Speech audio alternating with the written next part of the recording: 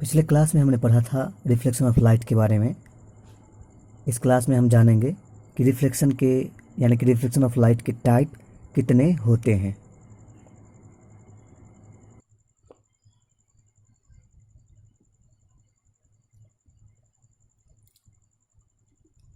Class 10 में हम लोगों को जानना है दो तरह के रिफ्लेक्शन के बारे में। एक है रेगुलर रिफ्लेक्शन ऑफ लाइट और दूसरा है irregular reflection of light.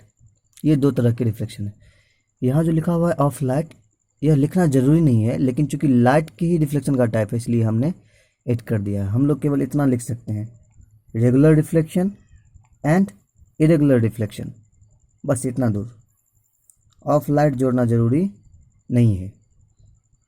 Regular reflection of light जो है वो किस तरह से होता है और इरेगुलर रिफ्लेक्शन ऑफ लाइट वो किस तरह से होता है, यही हम लोग आज समझेंगे। रिफ्लेक्शन का मतलब होता है किसी भी सतह से टकरा करके लाइट का किसी दिशा में मुड़ जाना। तो इसमें भी यही इसी तरह का घटना घटेगा, क्योंकि रिफ्लेक्शन है।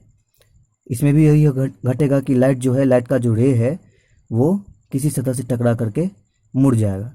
लेकिन रेगुलर लगा हुआ है, इसमें लगा हुआ है इरेगुलर, मतलब मुड़ने के अंदाज में कुछ न कुछ परिवर्तन जरूर होगा। चूँकि मुड़ने की घटना है इसीलिए यह रिफ्लेक्शन ऑफ लाइट है, लेकिन मुड़ने में भी कुछ नया नया ट्यूनिंग इसमें आएगा। तो इसमें दो नया नया शब्द जुड़ गया, रेगुलर और इरेगुलर। मतलब प्रकाश का टकराना इसमें होगा ही, प्रकाश का मुड़ना तो होगा ही, कुछ नए ढंग से मुड़ेगा। तो कब किस ढंग से मुड़ेगा यही हम लोग समझने का प्रयास करेंगे। जानकारी के लिए आपको याद दिला दें कि रिफ्लेक्शन का कोई ऐसा ज़रूरी नहीं है कि मिरर से ही टकरा के रिफ्लेक्शन होगा।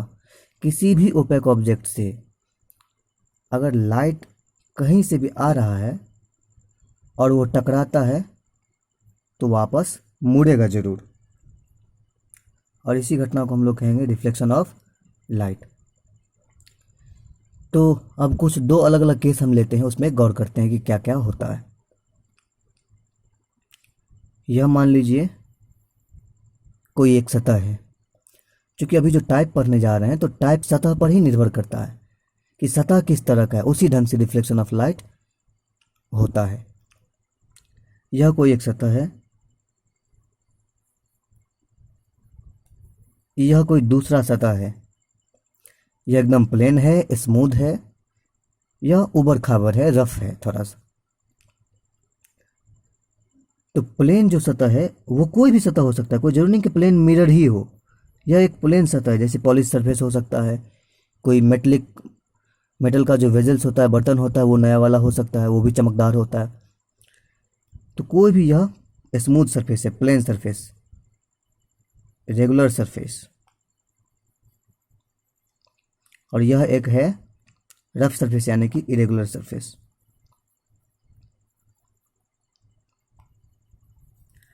अब देखिए, नाम में ही डिफिनेशन छुपा हुआ है, नाम में ही उसका पूरा गुण छुपा हुआ है। सरफेस अगर रेगुलर हो तो इस ऐसे सरफेस से जो रिफ्लेक्शन की घटना घटेगी उसको कहेंगे regular reflection of light. Surface अगर इरेगुलर हो, मतलब उबड़ खाबड़ हो, रेगुलर का मतलब होता है नियमित रूप से आगे गया हुआ है, प्लेन है, एकदम स्मूथ है। यह इरेगुलर है, ऊपर नीचे है। तो इरेगुलर अगर सरफेस होगा तो यहाँ से जो रिफ्लेक्शन ऑफ लाइट की घटना घटेगी उसको कहेंगे इरेगुलर रिफ्लेक्शन या irregular reflection of light. Regular surface का यह एग्जांपल है, न कि प्लेन मिरर यहाँ पर लिखा हुआ है। रेगुलर सरफेस में क्या हो सकता है, तो कोई एक एग्जांपल तो लेना पड़ेगा। तो यहाँ पर हम लोग लेकर के चलते हैं कि यह प्लेन मिरर है। कोई भी रेगुलर सरफेस ले सकते हैं, तो हमने लिया प्लेन मिरर। रेगुलर सरफेस में कौन सा? Plane mirror. ढेरों एग्जाम्पल संभव है जिसमें से प्लेन मिरर हमने लिया। इरेगुलर सरफेस में हम कोई भी चीज़ ले सकते हैं। अपने आसपास जो भी चीज़ हम देखते हैं उसमें से मोस्टली चीज़ इरेगुलर ही होता है। कोई कार्डबोर्ड, कोई लकड़ी का टुकड़ा, कोई प्लास्टिक का टुकड़ा, ज़मीन, कागज़ का टुकड़ा, यह सब जो है इरेगुलर है। ऊपर ऊपर हो सकता है कोई कागज़ या कोई लकड़ी प्लेन दिखे, लेकिन थोड़ा सा सूक्ष्म लेवल पर ऑब्जर्वेशन करने पर, जूम आउट करने पर पता चलेगा कि उसमें इरेगुलरिटीज होता है।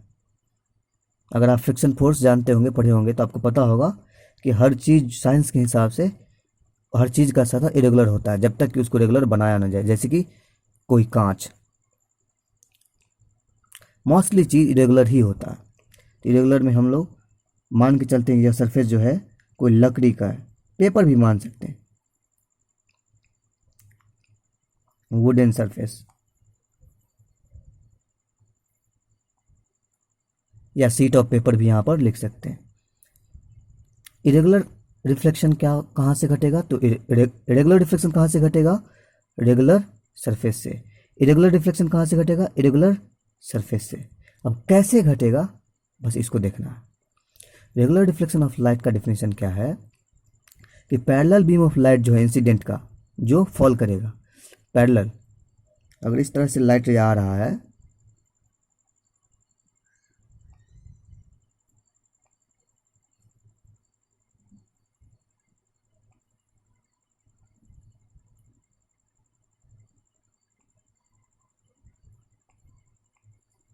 मान लीजिए यह एक बीम ऑफ लाइट है, इंसिडेंट हो रहा है।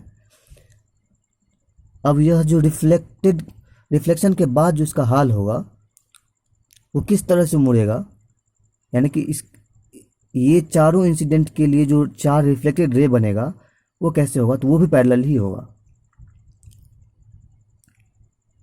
यहाँ से कुछ इस तरह से जाएगा, यहाँ से कुछ इस तरह से, ये ऐसे और ये ऐसे। और लॉज ऑफ रिफ्लेक्शन जो है 2, उसके लिए हम नॉर्मल सबका अपना अपना अलग अलग कंसिडर कर सकते हैं। यानी कि जैसे आया वैसे गया, पैरेलल आया पैरेलल गया, इंसिडेंट भी पैरेलल और रिफ्लेक्टेड रे भी पैरेलल। इसमें क्या होगा, अगर पैरेलल आ रहा है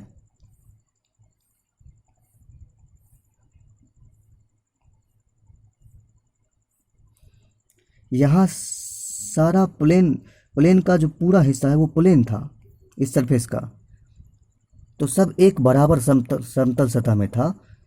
तो रिफ्लेक्शन ऑफ लाइट जो है वो एक समानता का रूल फॉलो करते हुए घटा। लेकिन यहाँ ऐसा होगा नहीं। यहाँ आप देख रहे हैं यहाँ ऊंचा है, फिर यहाँ कुछ और ढंग से ऊंचा है, यहाँ गहरा है, यहाँ फिर ऊंचा है। तो ये अपने हिसाब से, अपने नॉर्मल के हिसाब से कुछ ऐसे जाएगा, ये ऐसे भागेगा, ये ऐसे जाएगा और ये ऐसे जाएगा। यानी कि आते समय में इंसिडेंट जो है, इंसिडेंट रेज वो थी तो पैरेलल, लेकिन रिफ्लेक्टेड रेज वो पैरेलल नहीं होंगी।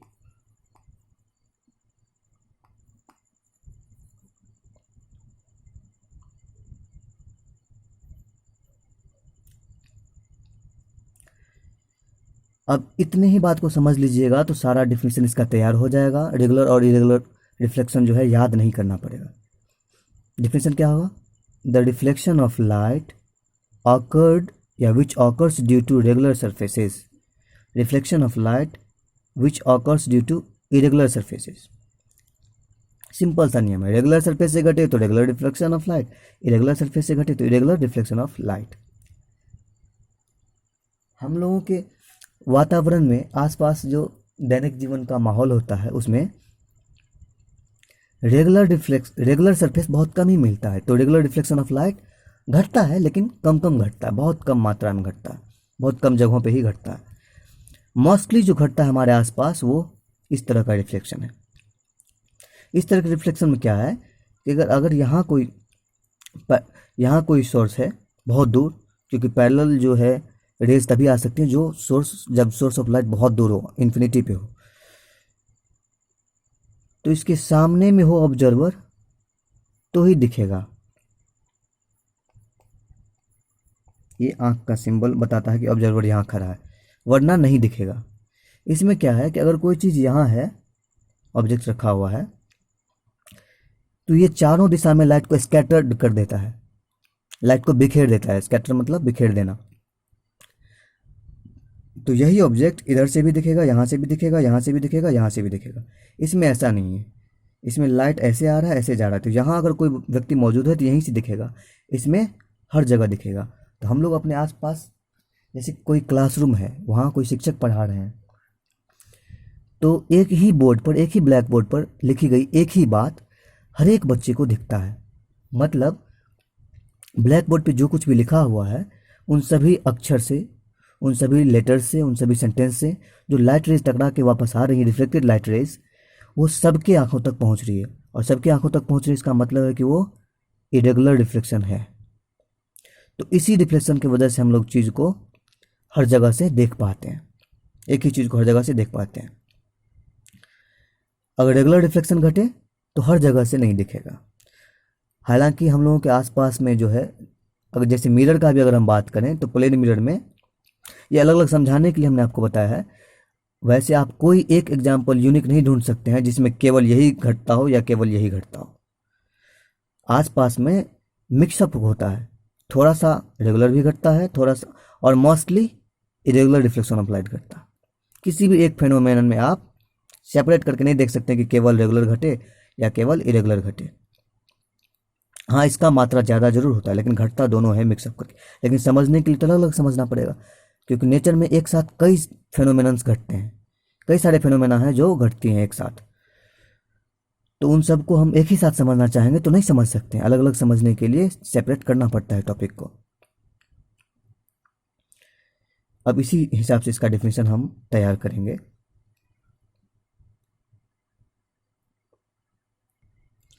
यह हो गया डेफिनेशन। आप वीडियो को रोक करके, पॉज करके लिख सकते हैं।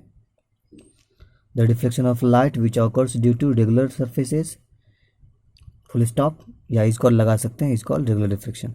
दूसरा definition, the reflection of light in which parallel incident rays are reflected in one direction. Example भी हम लिखा देते हैं। इरेगुलर रिफ्लेक्शन में वही same to same, the reflection of light which occurs due to irregular surfaces, खत्म। या दूसरे ढंग से डिफिनेशन लिख सकते हैं इसका हम, कि वह रिफ्लेक्शन ऑफ लाइट जिसमें पैरेलल इंसिडेंट रे रिफ्लेक्टेड कर दिया जाता है, परावर्तित कर दिया जाता है अलग अलग डायरेक्शन में, डिफरेंट डायरेक्शन में। इसमें है वन डायरेक्शन, इसमें है डिफरेंट डायरेक्शन। ये देखिए, ये सभी रिफ्लेक्टेड है एक डायरेक्शन में, एक ही तरफ। ये अलग अलग, ये कुछ अलग दिशा में, ये कुछ अलग दिशा में, ये कुछ अलग दिशा में, ये किसी और दिशा में जाना चाह रहा है। यहाँ पर जानकारी के लिए एक चीज़ और जुड़वा देते हैं कि रेगुलर रिफ्लेक्शन ऑफ लाइट का दूसरा नाम है specular reflection of light.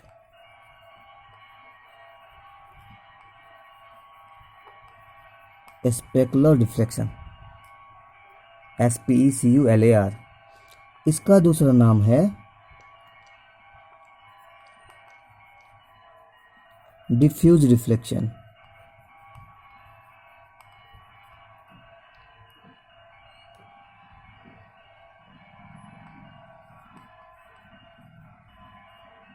DIFFUSE,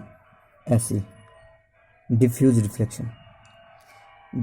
अगर कोई स्पेकुलर का अगर आपसे पूछे तो आप रेगुलर का ही लिखिएगा, सेम डिफिनेशन होगा इसका।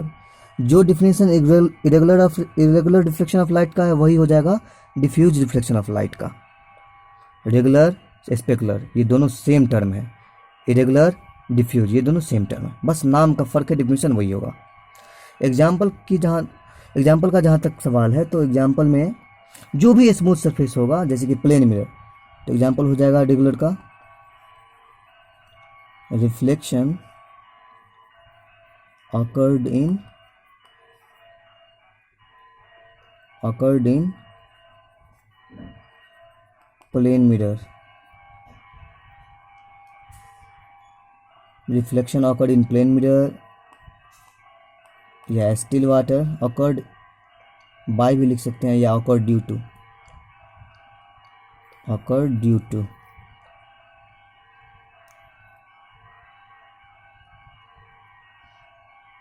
स्टिल वाटर, मतलब शांत पानी। शांत पानी में भी जो है कुछ इसी तरह का रिफ्लेक्शन होता है। ETC लगा दीजिए, या polish surface, metallic vessels, container वगैरह, इसमें लिख सकते हैं। इसके एग्जांपल में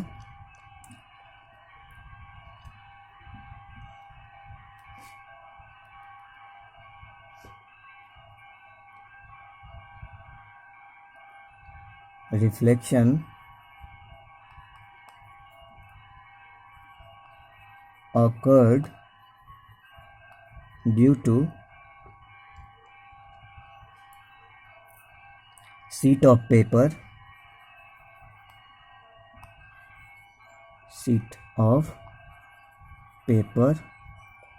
wood, plastic,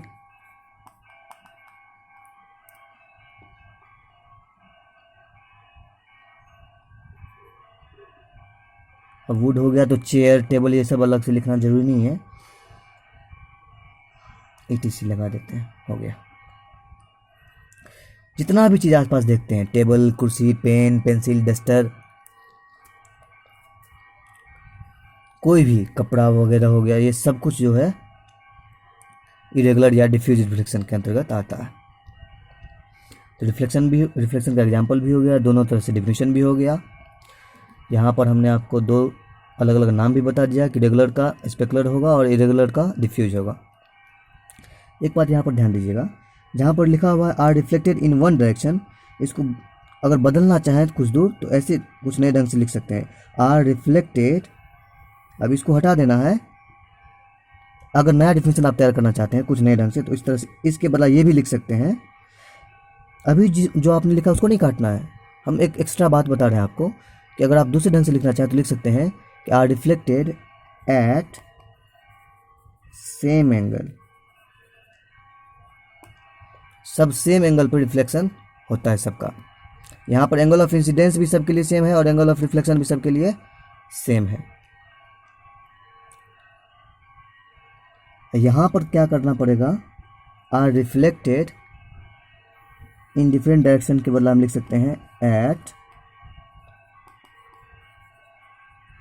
डिफरेंट एंगल, अलग अलग एंगल पर अलग अलग कोण से वो परावर्तित किया जाता है। अब जरा ध्यान दीजिएगा, अगर एंगल ऑफ रिफ्लेक्शन सबके लिए अलग अलग है, इसके लिए, इसके लिए, इसके लिए, इस चारों रिफ्लेक्टेड रेज के लिए अगर अलग अलग है आर का value, R1, R2, R3, R4, और ये सब अलग अलग है, सब बराबर नहीं है,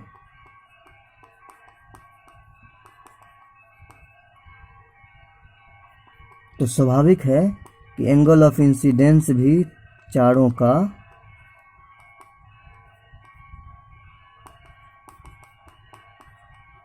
बराबर नहीं होगा। I1, I2, I3, I4 भी बराबर नहीं होगा। इसमें तो आसान लगता है सोचना कि जैसे आया वैसे गया, तो एंगल ऑफ इंसिडेंस भी बराबर हो जाएगा और एंगल ऑफ रिफ्लेक्शन भी सबका बराबर हो, और जितना एंगल ऑफ इंसिडेंस होगा सब में उतना ही एंगल ऑफ रिफ्लेक्शन भी होगा, क्योंकि लॉज ऑफ रिफ्लेक्शन कभी फेल नहीं होता है। और इस इरेगुलर के केस में ऐसा लगता है कि लॉ फेल हो गया, क्योंकि यहाँ पर दिखता है कि सबका एंगल बराबर है, लेकिन यहाँ भी सबका एंगल बराबर नहीं है। ये जो इंसिडेंस है ये कुछ और प्लेन पर गिर रहा है, इसका प्लेन ये हो गया, इसमें सबका प्लेन यही है, इसमें इसका प्लेन कुछ और है, इसका प्लेन कुछ और है, इसका प्लेन कुछ और है। प्लेन का वास्तव में जो डीप सेंस है वो मैथमेटिक्स के अनुसार है। प्लेन का सिंपल सा अर्थ नहीं होता कि कोई चीज़ प्लेन है, उसको छील दिया गया है, पॉलिश कर दिया गया है तो प्लेन हो गया, ये प्लेन का अर्थ डीप सेंस में नहीं होता है। तो इसका अलग अलग अर्थ, इसका अलग अलग प्लेन जो है उसके वजह से इसका एंगल ऑफ इंसिडेंस अलग अलग है। इस चारों के लिए भले जा तो पैरेलल रहा है, लेकिन जिस समय में जिस मोमेंट में ये फॉल की, इससे टकराई, उसका एंगल चेंज हो गया। सबका सब अलग अलग जगह टकराई, इसीलिए सबका एंगल चेंज हो गया।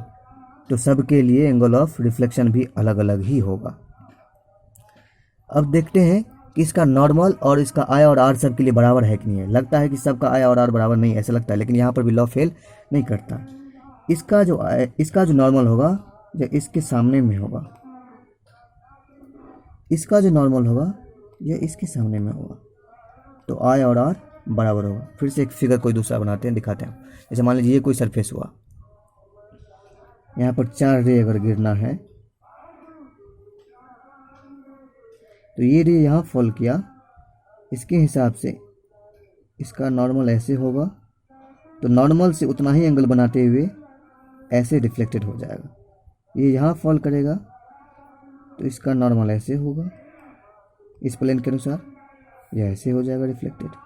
यह यहाँ फॉल किया, इसका नॉर्मल यहाँ होगा, यह ऐसे जाएगा। यह यहाँ फॉल किया, इसका नॉर्मल ऐसे हो जाएगा, यह ऐसे जाएगा। यानी कि सभी अलग अलग दिशा में जाएगा। नॉर्मल भी सबका सेम नहीं है, इसमें सबका नॉर्मल n1 n2 अगर गिने हम देखें गौर से कल्पना में, तो सबका नॉर्मल पैरेलल है, ऐसे है, ऐसे, क्योंकि सब स्मूथ सरफेस पे गिर रहा है, सबका प्लेन सेम है। इसमें सबका नॉर्मल पैरेलल नहीं है, नॉर्मल ऐसे है, किसी का ऐसे है, किसी का ऐसे है, किसी का ऐसे। इसी वजह से सबका एंगल ऑफ रिफ्लेक्शन भी अलग अलग है।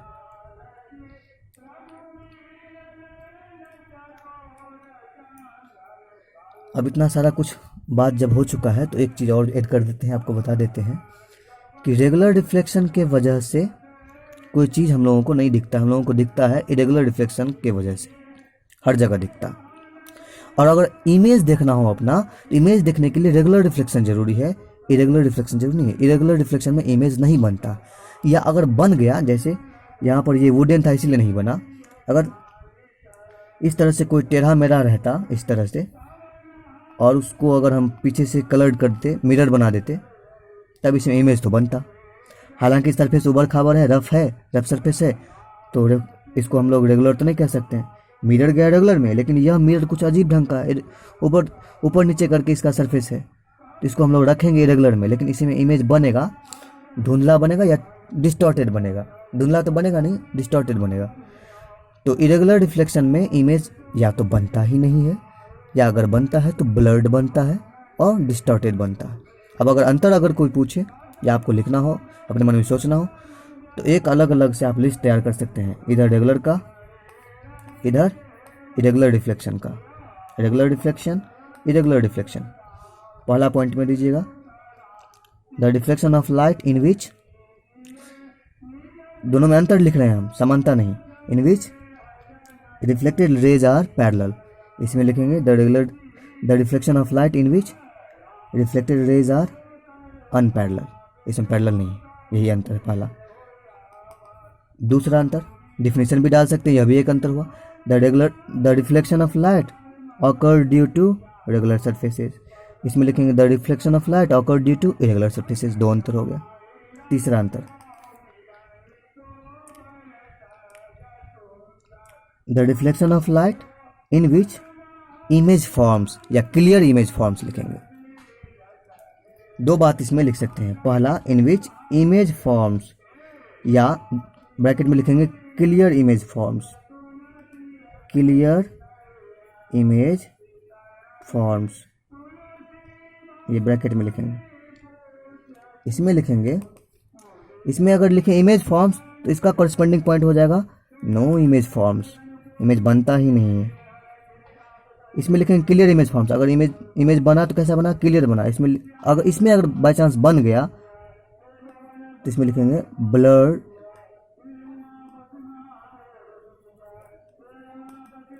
और डिस्टॉर्टेड इमेज फॉर्म्स। डिस्टॉर्टेड का स्पेलिंग हो जाएगा DISTORTED। डिस्टॉर्टेड का मतलब होता है टूटा फूटा, इधर उधर छिन्न भिन्न हो गया इमेज। चेहरा खिसक के कहीं चला गया, नाक खिसक के कहीं चला गया, आँख खिसक के कहीं चला गया, थोड़ा सा फनी इमेज बन जाता है।